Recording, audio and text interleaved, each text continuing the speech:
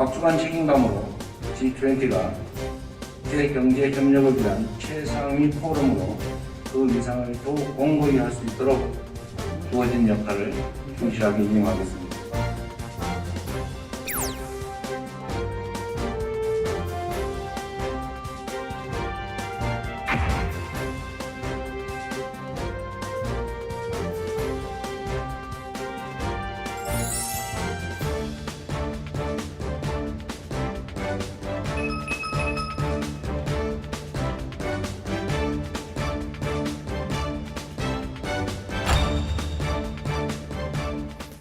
대한민국이 세계 정상 외교의 중심에 다시 한번 섭니다. 3년 뒤에 열리는 2028 G20 정상회의의 개최국으로 공식 확정됐죠. 앞서 보신 것처럼 이재명 대통령은 막중한 책임감으로 국제사회와의 협력 의지를 드러냈습니다. 이 대통령은 G20 정상회의에서 글로벌 AI 기본사회 실현의 필요성을 강조했습니다. 서울 스튜디오 연결해 자세한 내용 알아보겠습니다. 차인주 앵커. 네, 대담 이어갑니다. 이재명 대통령이 참석한 G20 정상회의 성과, 민정훈 국립외교원 북미유럽연구부 교수와 짚어보겠습니다. 안녕하십니까? 네, 안녕하세요.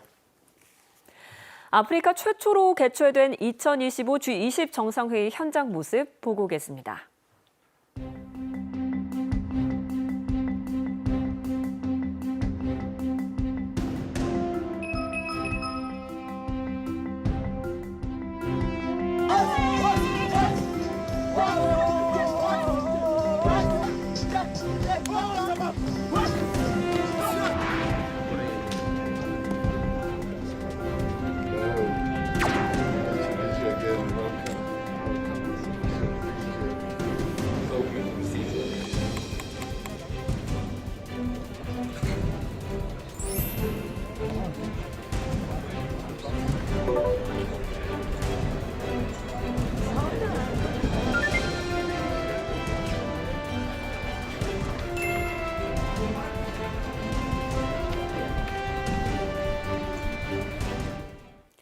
네, G20 정상회의에 참석한 이재명 대통령의 모습 보고 왔는데요. 아프리카에서 열린 최초의 G20 정상회의인데 여러 가지로 특별한 의미가 있는 것 같습니다. 그렇습니다. 말씀해 주신 것처럼 이제 G20 정상회의가 아프리카 대륙에 처음 개최된 그런 역사적인 그런 회의였는데요. 이게 G20 정상회의가 1999년에 창설이 됐어요. 그런데도 불구하고 이제 아프리카에서는 처음 개최되는 걸 보면 대륙별로 어떤 경제 불평등이라든지 기회 불평등이 존재했던 게 사실인 거고요. 그러한 측면에서 이제 아프리카 대륙에서 G20 정상회의가 개최됐기 때문에 이제 모든 대륙에서 G20 정상회의가 개최된 그런 역사적인 의미가 있습니다. 그런 그 역사적인 장소에 우리 이재명 대통령이 참석하셔가지고 어떤 글로벌 책임 핵심 강국으로서의 어떤 면모를 위상을 강화하는 이러한 그런 모습을 보여주셨는데요. 어쨌든 이번 그 G20 정상회의의 주제가 연대 평등 지속 가능성이었어요. 그리고 세 개의 세션이 포용적이고 지속 가능한 경제 성장, 그러니까 자유무역과 다자무역을 어떻게 부각시키고 강조해서 그 부분을 이제 그 개발도상국, 특히 아프리카 국가들에게 혜택을 줄 수 있을 것이냐, 의장국 측면에서 그런 부분에 관심이 있었던 거고요. 두 번째가 이제 회복력 있는 세계, 기후 변화라든지 이런 걸로 지구가 몸살 앓고 있지 않습니까? 그런 부분에 대해서 이제 논의하는 자리, 그리고 세 번째 세션이 모두를 위한 공정하고 정의로운 미래. 그래서 기술 발전, 특히 인공지능의 발전을 통해서 전 세계 모든 사람들이 혜택을 공정하게 받을 수 있는 그러한 미래를 만들어 가야 되지 않겠느냐, 이런 부분에서 논의를 한 거예요. 네. 그러니까 아무래도 의장국이 아프리카의 남아공이기 때문에 글로벌 불평등 해소라든지 저소득국의 부채를 경감하는 문제라든지 기후변화 대응 강화라든지 이러한 현실적인 의제를 주로 이제 부각을 시킨 거죠. 이걸 통해서 이제 선진국도 있고 개발동국도 있는 회원국 간의 논의를 통해 가지고 이러한 당면한 문제를 함께 해결해 나가자, 이런 그 어떤 협력의 장이 열렸다, 이렇게 보고 있습니다. 네. 그리고 2028년 G20이 우리나라에서 개최가 되게 됐습니다. 이재명 정부 출범 이후 에이펙도 개최하고 이렇게 G20도 수임을 하게 됐는데 어떤 의미로 보십니까? 아무래도 이재명 정부가 6월에 출범하고서 어떻게 보면 광폭 행보죠. 외교에 있어서는 네. 뭐 수차례 걸친 양자회담뿐만 아니라 여러 차례 걸친 다자회담, 그 말씀해 주신 것처럼 이제 그 구체적으로 본다면 취임한 지 2주도 안 돼서 10일 만에 캐나다에서 개최된 G7 정상회의에 우리 대통령께서 참석을 하셨어요. 그래서 Korea is back 해가지고 한국 외교가 돌아왔다, 정상화됐다 이 부분을 국제사회에 알리는 네. 매우 중요한 계기가 됐었고요. 그 이후에 9월에 뉴욕 유엔 총회에 참석하셔서 E&D 이니셔티브 한반도 평화 구성에 대해서 전 세계에 알리는 계기를 만들었고요. 그리고 우리 외교 지평을 아세안 지역으로 확대하기 위해서 이제 그 10월에 이제 말레이시아에 개최된 아세안 정상회의에 참석도 하셨고요. 그리고 잘 알고 계시는 것처럼 지난 10월 말과 11월 초에 에이펙 정상회의를 경주에서 개최해가지고 어떤 그 우리의 어떤 핵임 글로벌 그 책임 강국 어떤 그 핵심 국가로서의 역량을 여지없이 이제 뽐낸 이런 기회가 있었고요. 이번이 이제 마지막 다자 외교의 마지막 어떤 행사였죠. G20 정상회의가 남아공에서 개최됐기 때문에 거의 전 세계를 거의 이제 활보하시면서 다자 외교에서 우리의 역량을 과시했던 그러한 한 해. 6개월이 아닌가 생각을 합니다. 그래서 네. 그런 측면에서 상당히 외교를 보는 사람 입장에서는 의미가 있고 중요한 성과를 거뒀다. 이렇게 말씀을 드릴 수가 있겠습니다. 네. 이재명 대통령은 3번의 세션에 참석해서 연설을 했는데요. 강조한 내용 다시 듣고 오겠습니다. 지금 전 세계가 저성장, 불균형 등 복합적인 경제 위기에 직면해 있습니다. 이대로 격차와 불균형이 심화되면 이웃은 물론 우리들 각자의 미래조차 장담할 수 없게 될 것입니다. 이를 위해 대한민국은 인공지능 등 미래 성장 분야에 투자하여 총생산 증가와 장기적 부채 비율 감소를 도모하는 성과 중심의 재정 정책을 추진하고 있습니다. 성장 잠재력 제고를 위해서 예측 가능한 무역 투자 환경을 조성해야 합니다. 세계무역기구의 균형 회복은 우리 모두의 이익에 부합합니다. 대한민국은 G20 구성원의 일원으로서 책임과 역할을 다할 것입니다. 모두가 기회를 함께 누리는 포용 성장을 추구하여 소외되는 국가가 최소화될 수 있도록 최선을 다하겠습니다. 네, 첫 번째 세션에서는 포용 성장 비전을 제시를 했습니다. 개도국의 성장을 위해서 국제사회가 협력해야 한다. 이 점을 강조했네요. 그렇습니다.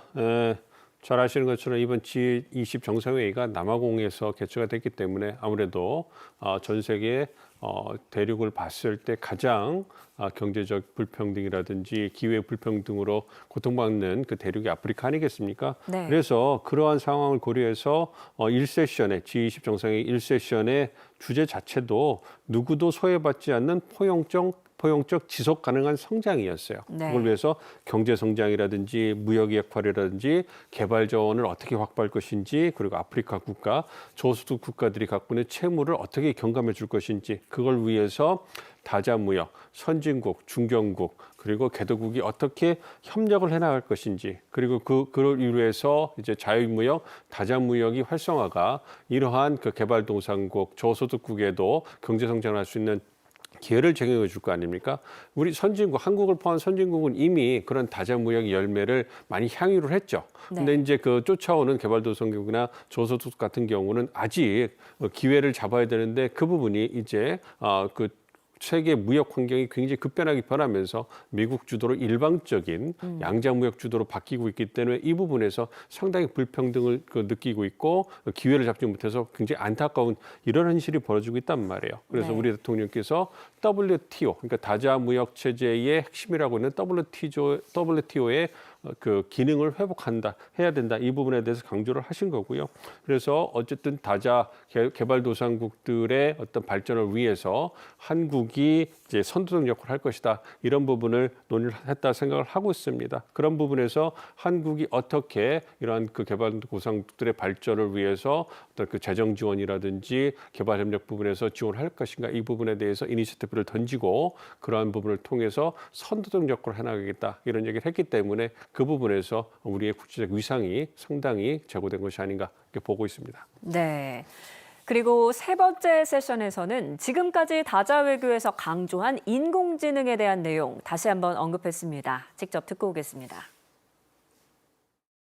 대한민국도 모든 인류가 인공지능 혜택을 고루 향유하는 글로벌 AI 기본사회 실현을 위해 국제사회와 적극 협력해 나갈 것입니다.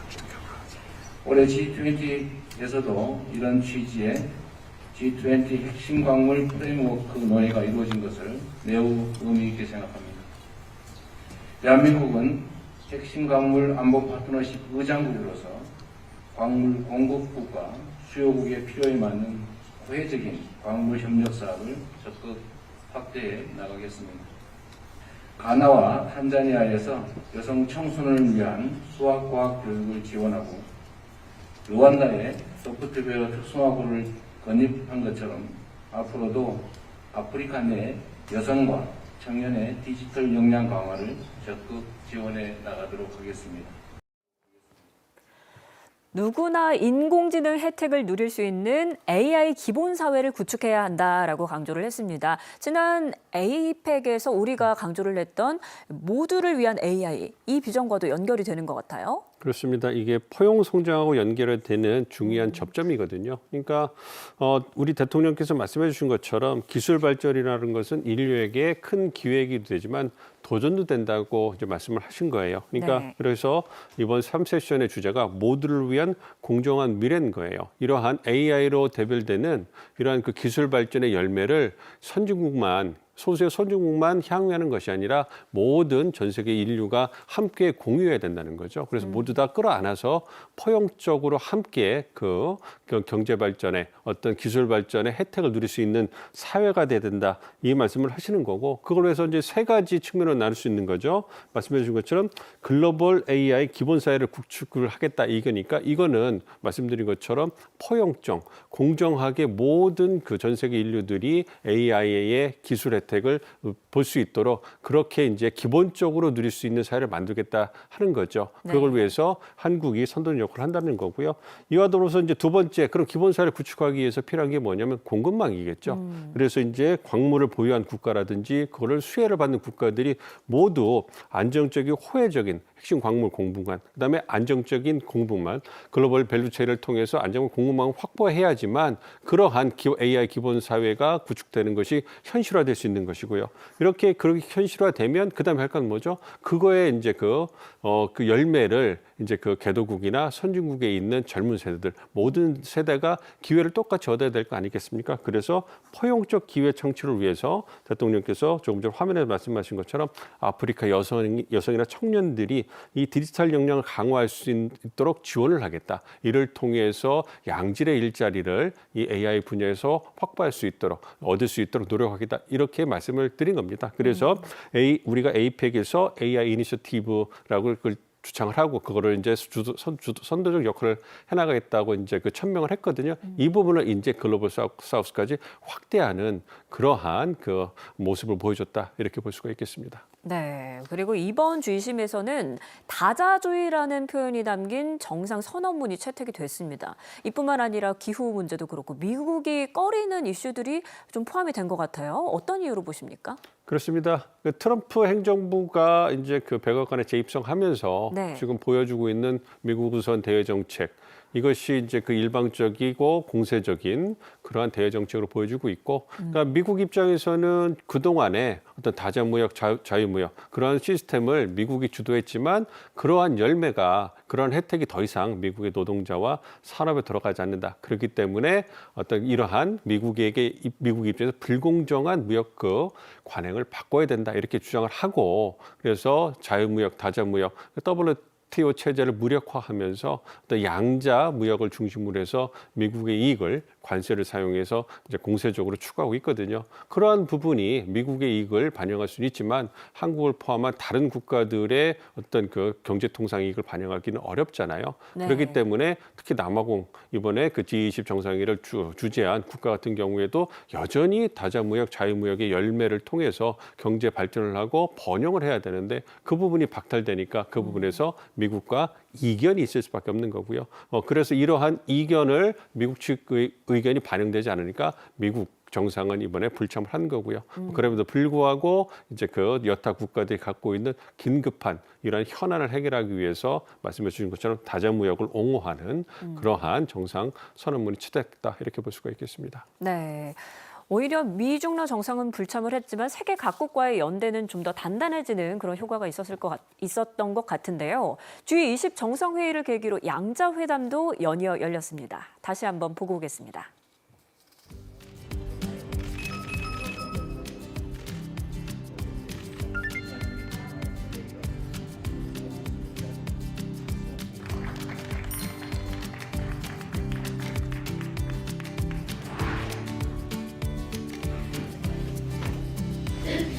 독일과 대한민국은 사실 독일이 먼저 간 길이 있기 때문에 우리가 독일의 경험으로 많이 배울 게 많이 있습니다. 혹시 특별한 노하우가 있으면 숨겨놓은 것을 꼭 알려주시기 바랍니다.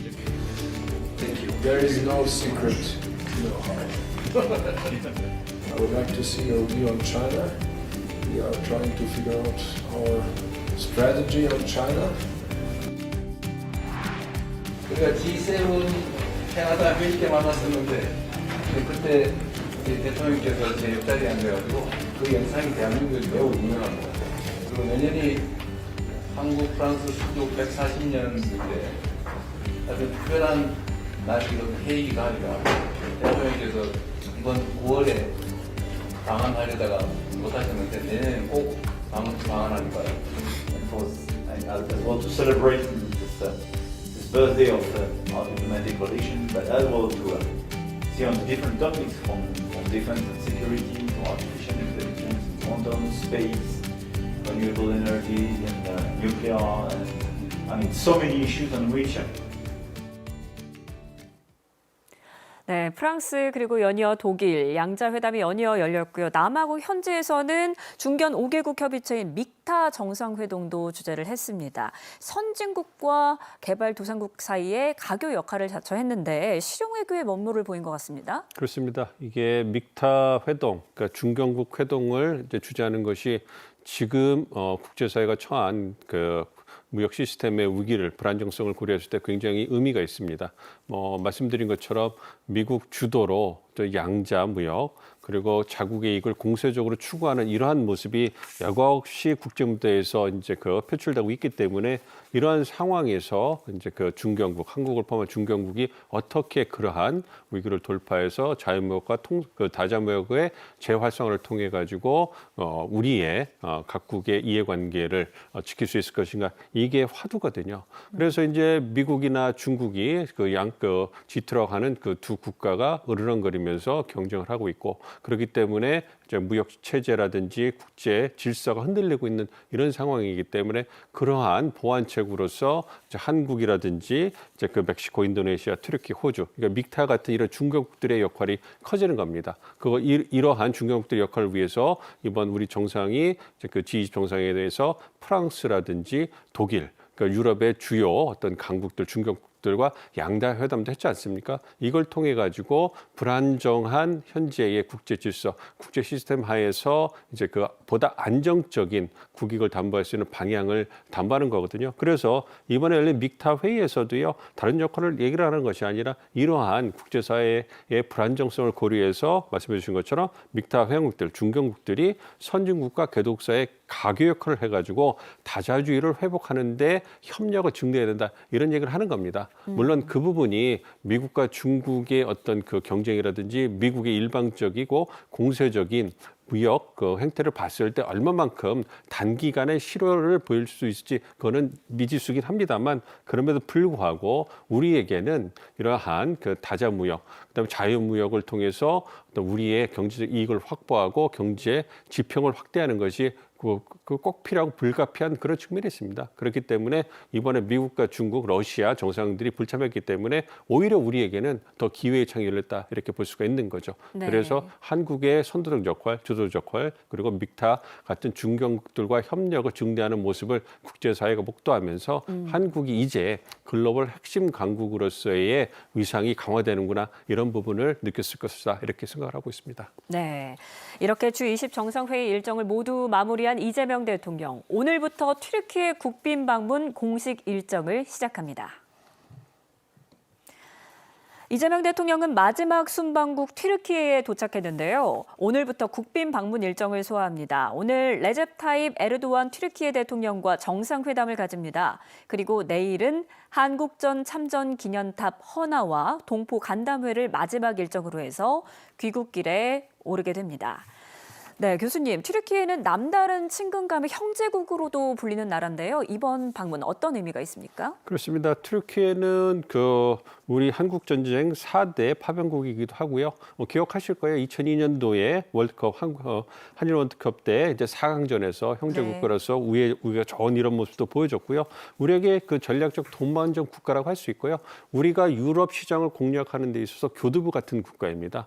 터키가 갖고 있는 지리적 배경을 해서 그렇거든요. 그리고 터키가 갖고 있는 어떤 노동력이라든지 문화적 그 자산 이런 부분은 상당히 매력적인 부분이 있고 터키도 한국과의 어떤 그 인적 교류를 통해 가지고 한국이 갖고 있는 첨단 기술이나 전략 산업 분야에서의 강점 노하우를 배우고 싶어해요. 그렇기 때문에 이번에 이재명 대통령께서 터키를 방문하셔 가지고 양국 간의 방산이라든지 원전 바이오 같은 분야에서 양국 협력을 확대할 수 있는, 심화할 수 있는 그러한 계기를 만들 걸로 생각을 하고 있고요. 특히 터키는 러시아 우크라이나 전쟁의 중재국으로서의 위상을 강화하면서 유럽 내에서도 어떤 그 위상이 커지는 국가이기 때문에 이번에 어떤 한 튀르키예와 간의 어떤 정상회담을 통해 가지고 유럽 내 어떤 한국의 영향력을 확대하는 좋은 교두보가 되지 않을까 이렇게 기대를 하고 있습니다.